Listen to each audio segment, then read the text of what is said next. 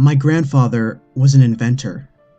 All his life he's been tinkering with something, either taking something that existed and changing it, making it into something brand new, or at the very least different, or inventing something entirely from spare parts. And while nothing he invented was ever earth-shaking, it was always one of my greatest delights, ever since I was a little boy, to see what he'd made.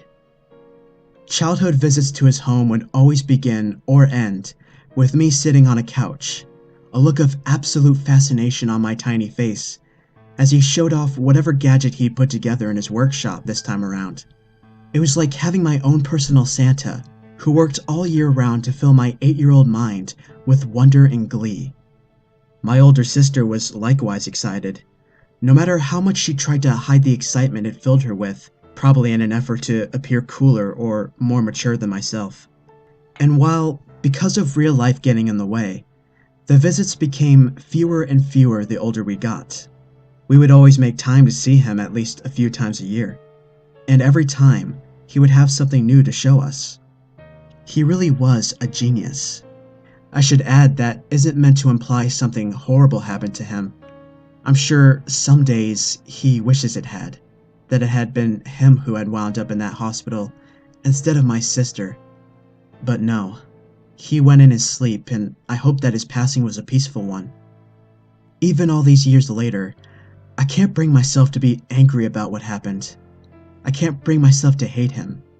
He had no idea what would happen, no clue how things would pan out. He knew something was wrong. Oh yes. He wasn't some doddering old fool.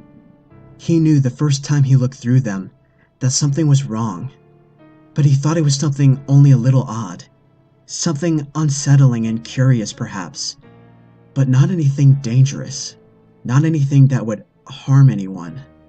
I think deep down, he just wanted to know that he wasn't crazy. He wanted to be sure that he wasn't seeing things. And who can blame him? There were 3 of us that year. Myself and my girlfriend Justine and my sister Joan. We were both used to our grandfather being bursting with energy to show us whatever he'd put together. So his oddly subdued mood when he came to the door to greet us came as a bit of a surprise. I was a little disappointed, in fact, as I'd been hoping Justine would get to share in the experience of having a new invention demonstrated before our awestruck eyes. We'd only started dating that year, so it would be the first chance she got to see the kind of things I'd been telling her about. The day passed pleasantly enough as we chatted, enjoyed lunch, and watched the television together. I think it was Joan who asked him, finally, if he had anything special to show us today. We knew that he'd been working on something, as while this was the first time we'd see him in person in a while, we'd both spoke to him on the phone in the preceding months, and he'd eagerly explained to us that he was working on something he thought would be quite extraordinary. I still couldn't tell you how he made them, nor would I if I could, nor could I tell you what his original idea for those oddly colored circles of glass had been, before that fateful day he'd looked through them and seen what he'd seen. He never shared details of his work with us beforehand, as he wanted it to be a surprise, and afterwards, I think he was terrified at the thought of anyone replicating what he'd made.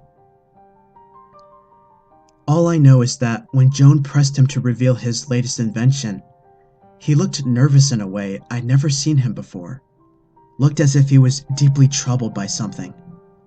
He hesitated before speaking, as if not sure he should say anything at all, before explaining to us that the nature of what he was working on had changed after an unusual event, and that he wasn't sure if it would be a good idea to show us the end result.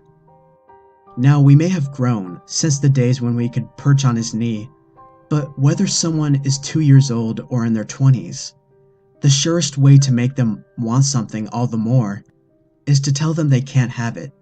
So his reluctance, which at the time I'm sure we both thought was feigned to heighten the suspense before the unveiling, just made us both want to see his invention more than ever. With a little persuading, he agreed and left to fetch it. He came back a few moments later with what appeared to be a pair of glasses, with one big difference. The lenses were like no glass we'd ever seen before. I can't even describe the color of it without resorting to words like reddish or greeny, as they didn't seem to be exactly any color that we have a name for. In fact, they didn't seem to be exactly any one color at all, as if you tilted them one way they would look different to if you tilted them another.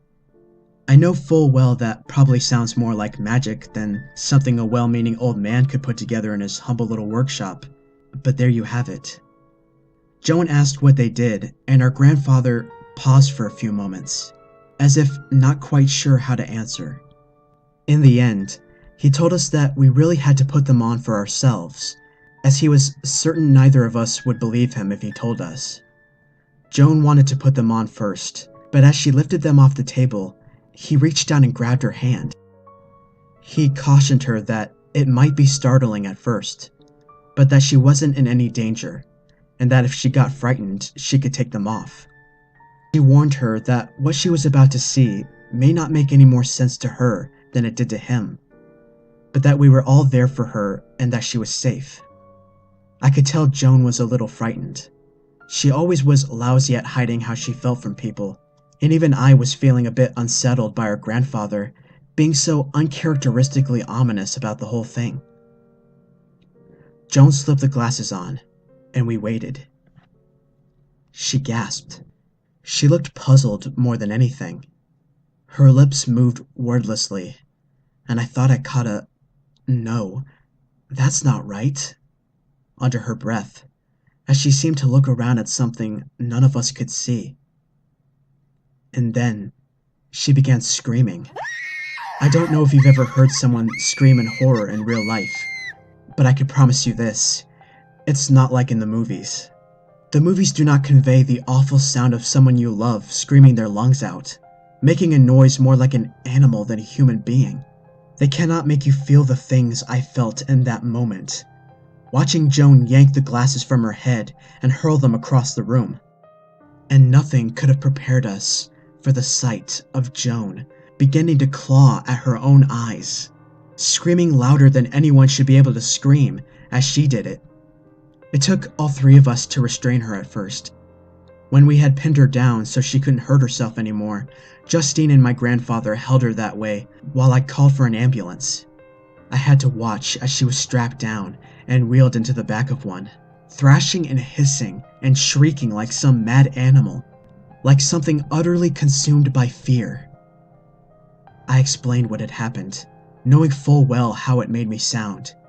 Justine and I both explained the series of events that led to this, to the skeptical, if not totally disbelieving hospital staff, and then to the specialists called in, when nothing short of being tranquilized proved effective at stopping my sister from trying to hurt herself while screaming like that.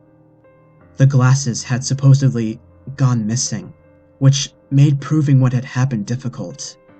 And it wasn't until almost a year later, long after my sister had been committed, that my grandfather finally confessed to me that he destroyed them. I don't know if having them could have helped, could have given the doctors some way to make things right. I doubt it somehow, and I can't truly blame him for doing what he did, given that it was an act born out of guilt and an honest desire to make sure this didn't happen again. I asked him what my sister had seen that day when he told me what he'd done. I asked what those glasses had done to her. He hadn't wanted to talk about it, and for the first time in my life, I'd raised my voice to him, angrily demanding to know, after all this time, just what had driven my sister to this state. What had affected her so deeply, so profoundly that she was now no longer even recognizable as a person I'd grown up with. He took me to his workshop and began digging around through the bits and pieces that littered the place. The half-finished and now long-discarded inventions, still awaiting completion. He produced 2 pieces of glass, rather like the ones that had been fitted into those glasses. He told me that there wasn't any way to describe it without sounding insane, that if I had to know, then I had to see. But he begged me not to do this, that knowing wouldn't make things any better. He was right. I held the glass up to my eyes, and in an instant, everything changed. Instead of just my grandfather stood before me now, there were dozens more in the room with us. But they weren't people. They were pale and emaciated, hunched over and dressed in dark clothing, with black lips and wide lidless eyes that seemed to almost bulge from their skulls in a manner both comical and horrifying all at once. Their mouths were full of hundreds of thin teeth, like needles. Their fingers were grotesquely long and ended in dark and viciously pointed nails that scraped along the floor as they walked. And all of them were talking, or rather, their lips were moving soundlessly.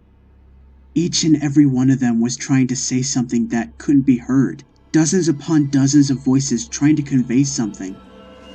I dropped the glasses to the ground in shock, and my grandfather brought his foot down on them hard, grinding them to powder beneath his foot, muttering that he should have done this in the first place. He put an arm on my shoulder, asking if I was all right.